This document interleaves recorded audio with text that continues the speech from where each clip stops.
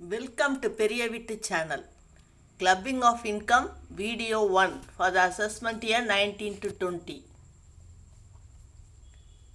Clubbing of income அப்படின்னா என்னன்னா ஏற்கனவே உள்ள ஒரு இண்டிவிஜுவலுக்குன்னு ஒரு இன்கம் இருக்கும். அவருடைய இன்கத்தோட எதை கிளப் பண்ணலாம், கூட்டிக்கலாம் அப்படிங்கிறத கிளப்பிங் ஆஃப் இன்கம்.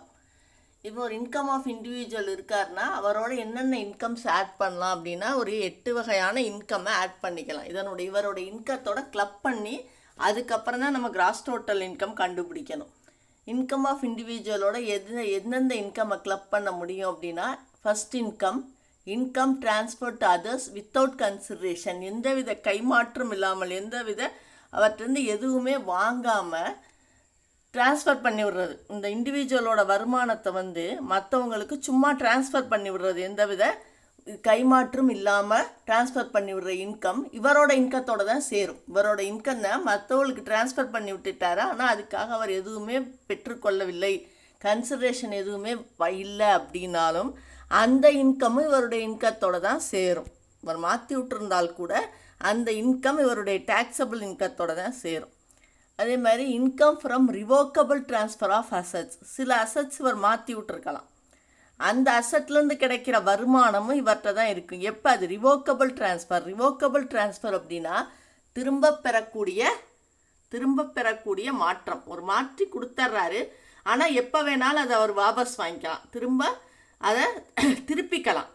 அந்த டிரான்ஸ்ஃபர் செல்லாது அப்படின்னு சொல்லி இவருக்கே மாற்றிக்கலாம். அந்த மாதிரி உள்ள அசட்ஸை அந்த மாதிரி ட்ரான்ஸ்ஃபர் பண்ணி விட்டுருந்தார் அசட்ஸ் அப்படின்னா அதுலேருந்து வர்ற இன்கமும் இவருக்கு தான் சேரும். ஃபஸ்ட்டில் அசட்ஸை ட்ரான்ஸ்ஃபர் பண்ணியிருக்கவே மாட்டார், வெறும் இன்கம்மை மட்டும் ட்ரான்ஸ்ஃபர் பண்ணி விட்டுருப்பார். அப்படின்னாலும் அந்த இன்கம் இவரோட தான் சேரும். ரெண்டாவது என்னென்னா அசட்ஸை ட்ரான்ஸ்ஃபர் பண்ணி விட்டுருப்பாரு, அது ரிவோக்கபிள் ட்ரான்ஸ்ஃபர், திரும்ப பெறக்கூடிய மாற்றமாக இருக்கும், அந்த வாபஸ் பெறக்கூடிய மாற்றமாக இருக்கும். அதுலேருந்து வர்ற இன்கமும் இன்கம் ஆஃப் இண்டிவிஜுவலில் தான் சேரும்.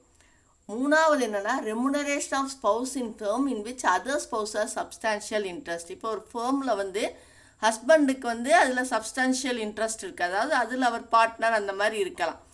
அப்போ ஆனால் அதில் ஒய்ஃப் போய் ரெமுனரேஷன் வாங்கினா அந்த ரெமுனரேஷனும் இவரோட இன்கத்தில் தான் சேரும். அல்லது ஒய்ஃப் பார்ட்னர் அது மாதிரி இருக்கலாம், ஹஸ்பண்ட் வாங்குகிற ரெமுனரேஷன் இதில் சேரும். ஒருத்தர் அதில் பார்ட்னராக இருந்தால் கூட இன்னொருத்தர் வாங்குகிற ரெமுனரேஷனும் அந்த இன்கம் ஆஃப் இண்டிவிஜுவலோட தான் சேரும். ஃபோர்த்து பார்த்தா income from assets transfer to spouse without consideration, மற்ற யாருக்கு மாற்றி விடுறது. ஃபஸ்ட்டு நம்ம என்ன பார்த்தோம், இன்கம் ட்ரான்ஸ்ஃபர் டு அதர்ஸ், மற்றவங்களுக்கு மாற்றி விடுறது. இது ஒய்ஃப்கே மாற்றினா கூட எந்த கன்சிடரேஷன் இல்லாமல் ஒய்ஃப்க்கு மாற்றினால் கூட income from assets transfer to spouse without consideration, எந்தவித கன்சிடரேஷன் இல்லாமல் அசட்ஸே ட்ரான்ஸ்ஃபர் பண்ணி விட்ருப்பாங்க ஒய்ஃப்க்கோ அல்ல ஒய்ஃப் ஹஸ்பண்டுக்கோ, அதுலேருந்து வர்ற இன்கம் ஆஃப் இண்டிவிஜுவல் தான் சரி. இது ஒவ்வொன்றா பற்றி நான் உங்களுக்கு பின்னாடி டீட்டெயிலாக ஒவ்வொரு எக்ஸாம்பிளோடையும் எக்ஸ்பிளைன் பண்ணுவேன். இப்போதைக்கு இன்கம் ஆஃப் இண்டிவிஜுவலோட எந்தெந்த இன்கம் ஆட் பண்ணுறதுன்னு சொன்னேன். ஃபஸ்ட் இன்கம் அசட்டே ட்ரான்ஸ்ஃபர் பண்ணாமல் வெறும் இன்கம் மட்டும் ட்ரான்ஸ்ஃபர் பண்ணுறது. ரெண்டாவது அசட்ஸை ட்ரான்ஸ்ஃபர் பண்ணுறது, ஆனால் அந்த ட்ரான்ஸ்ஃபர் என்னது, ரிவோக்கபிள் ட்ரான்ஸ்ஃபர்.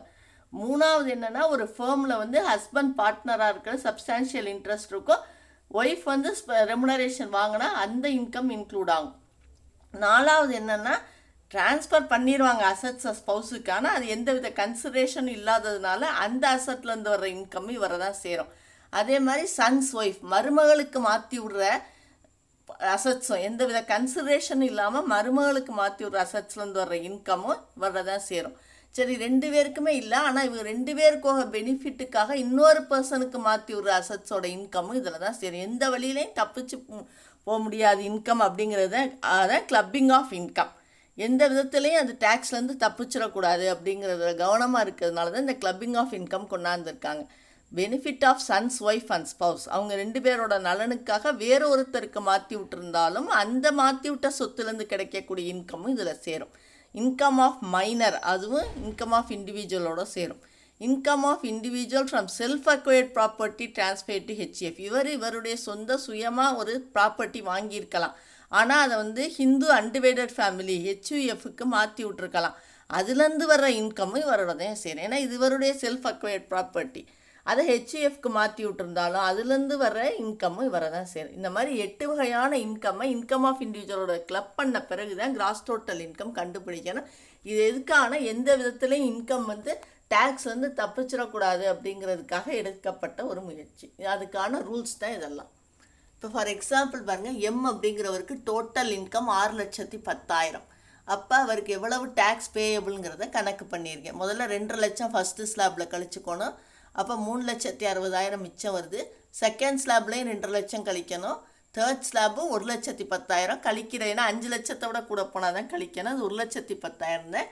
அதனால இந்த இடத்துல அது கழிக்க தேவையில்லை. ஃபஸ்ட்டு ஸ்லாபில் assessment of individuals first video பார்த்தீங்கன்னா இது எப்படி உங்களுக்கு டேக்ஸ் ஸ்லாப் ரேட் கணக்கு பண்ணுறது அப்படிங்கிறது புரியும். ஃபஸ்ட்டு ஸ்லாபுக்கு நில்லு, செகண்ட் ஸ்லாபுக்கு 5% 12,500, தேர்ட் ஸ்லாபுக்கு 20% 22,000. தேர்ட் ஸ்லாபோடு நிறுத்திக்கிட்டேன்னா 5 லட்சத்துக்கு மேலே போனால் தான் நமக்கு ஃபோர்த்து ஸ்லாப் வரும். அதனால் அதோடு நிறுத்திட்டோம். அப்போ கூட்டா 34,500. சர்ச்சார்ஜும் கிடையாது, ரிபேட்டும் கிடையாது. ஏன்னா ரிபேட் 3 லட்சத்துக்கு கீழே இருந்தால் தான் ரிபேட் உண்டு. 15 லட்சத்துக்கு மேலே போனால் தான் சர்ச்சார்ஜ் உண்டு. அதனால் இந்த இடத்துல சர்ச்சார்ஜும் கிடையாது, ரிபேட்டும் கிடையாது. அதுக்குள்ளே லிமிட்டு கிடையாது. சர்ச்சார்ஜ் 50 லட்சத்துக்கு 1 கோடி, அதுக்கு தான் சர்ச்சார்ஜ் வரும், இதுக்கு வராது. அது மாதிரி ரிபேட்டு 3 லட்சத்துக்கு கீழே இருந்தால் தான் வரும். அதனால் சர்ச்சார்ஜும் கிடையாது, ரிபேட்டும் கிடையாது. இந்த கணக்குக்கு 4% செஸ் போட்டால் 1,350. டேக்ஸ் லைபிலிட்டி 35,880 வருது. இந்த எம்முங்கிறவர் 6,10,000 அவருடைய மொத்த வருமானம்னா அவர் கட்ட வேண்டிய வரி எவ்வளவு? 35,880. இப்போ சப்போஸ் அவர் என்ன பண்ணுறாரு, இந்த 6,10,000 அவர் 2 லட்சம் வச்சுக்கிட்டு ஏபிசிடி அப்படிங்கிற 4 பேருக்கு 82,000 மிச்சம் 4,10,000 4 பேருக்கு பிரித்து கொடுத்துட்றாரு. அவங்களுக்கெல்லாம் எந்த வித தனி வருமானமும் கிடையாது, எந்த வருமானமுமே கிடையாது. இவர் கொடுக்குற பணம் தான் அவங்களுக்கு வருமானம்னு வச்சுக்குவோம். இவர் 2 லட்சம் மட்டும் வச்சுக்கிறார். அப்போ 2 லட்சத்துக்கு கீழே இருக்கிறதுனால இவருக்கும் டேக்ஸ் கிடையாது, இவங்க எல்லாருக்குமே டேக்ஸ் கிடையாது.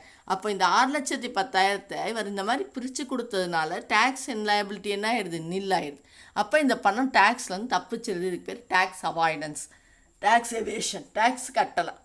6,10,000 இப்போ டேக்ஸே கட்டலை பாருங்க, ஏன்னா அவர் பிரித்து கொடுத்துட்டார். ஆனால் இது சரியா? இது சரியில்லை. ஏன்னா இவருடைய பணத்தை இதுக்கு டேக்ஸ் வரணும், ஆனால் இவர் என்ன பண்ணுறார், ஒரு 4 பேருக்கு பிரித்து கொடுத்துட்றார். அப்போ இது டேக்ஸ் இல்லாமல் போயிடுது. ஆக்சுவலாக கட்டியிருந்தால் எவ்வளோ வருமானம் வந்திருக்கும்? 35,880 வருமானம் வந்திருக்கும் நாட்டுக்கு. ஆனால் இவர் இந்த மாதிரி பிரித்து கொடுத்துட்டாரு. கொடுத்தோன்னா அந்த பணத்துக்கு டேக்ஸே இல்லாமல் போயிடுச்சு.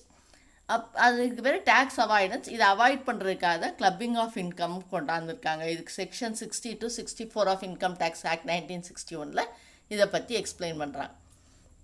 இப்போ ஃபஸ்ட்டு செக்ஷன் 60 என்னென்னா transfer of income without transfer of asset.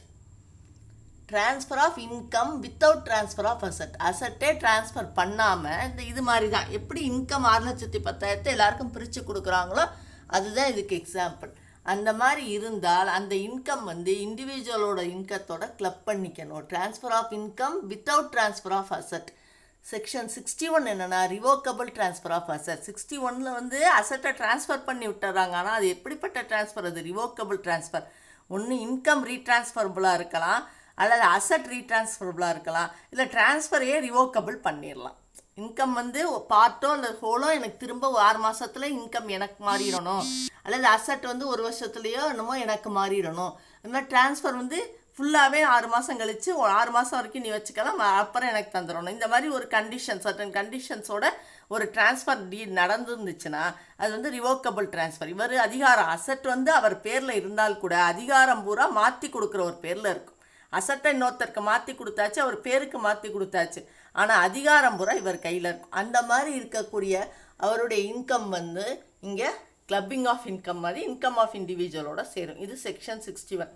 இதுதான் ஃபஸ்ட்டு இதுவும் செகண்ட் இதுவும். இப்போ இதுக்கு ஒரு எக்ஸாம்பிள் போட்டிருக்கேன் பாருங்கள். Mister R owns 10,000 15% debentures of ₹100 each of X Limited, annual interest ₹1,50,000. On May 1, 2018, he transfers interest income to S, his friend, without transferring the ownership of debentures. Who is taxable for assessment year 19 to 20? Mister ஆருங்கிறவர்கிட்ட 10,000 debentures இருக்குது. 15% debentures 10,000 இருக்குது. ஒவ்வொன்றும் ₹100. X லிமிட்டடோட debentures வச்சுருக்காரு. Annual interest 1,50,000. மே 1 2018 அன்னைக்கு இது அவர் friend எஸ்ஸுக்கு மாற்றி விட்றார். ஆனால் டிபென்ச்சர்ஸோட ownership இவர்கிட்ட இருக்குது. அப்படிங்கல அப்போ அசட்டை மாற்றலை. எதை மாற்றுறாரு? இன்கம் மட்டும் மாற்றுறாரு. அப்போ இது எந்த செக்ஷனுக்கு கீழே வரும்? செக்ஷன் 60க்கு கீழே வருது. மே 1 2018 மாற்றி விட்றாரு. அப்போ அந்த 19 to 20 அசஸ்மெண்ட் இயரில் யாரோட ஹேண்ட்ஸில் இது டேக்ஸபிள்னு கேட்குறாங்க. அப்போ ப்ரீவியஸ் இயர் 18 to 19 இந்த இன்கம் எஸ்ட்டை இருந்தாலும் அது யாருக்கு சொந்தம்? மிஸ்டர் ஆருக்கு தான் சொந்தம். ஏன்னா அவர் அசட்டை மாற்றாமல் இன்கம்மை மட்டும் மாற்றி விட்ருக்காரு. அதனால இதில் யார் டேக்ஸபிள்? மிஸ்டர் ஆர் தான் டேக்ஸபிள். அசட்டை மாற்றலை, ஓனர்ஷிப் ஆஃப் டிபென்ச்சர்ஸை மாற்றலை. அப்போ இது செக்ஷன் 60. வித்தவுட் ட்ரான்ஸ்ஃபரிங் அசட், இன்கம்மை மட்டும் என்ன பண்ணியிருக்காரு? மாற்றிருக்காரு. ஆனாலும் மாற்றி விட்டால் கூட அந்த அசட் யார் பேரில் இருக்குது? மிஸ்டர் ஆர் பேரில் இருக்கிறதுனால அந்த வருமானம் இன்ட்ரெஸ்ட் யாருக்கு வரும்? மிஸ்டர் ஆரோட ஹேண்ட்ஸில் தான் இது டேக்ஸபிள் ஆகும். அப்படி இதுதான் first point, section 60, income of transfer of income without transfer of asset. Thank you for watching. Continue watching.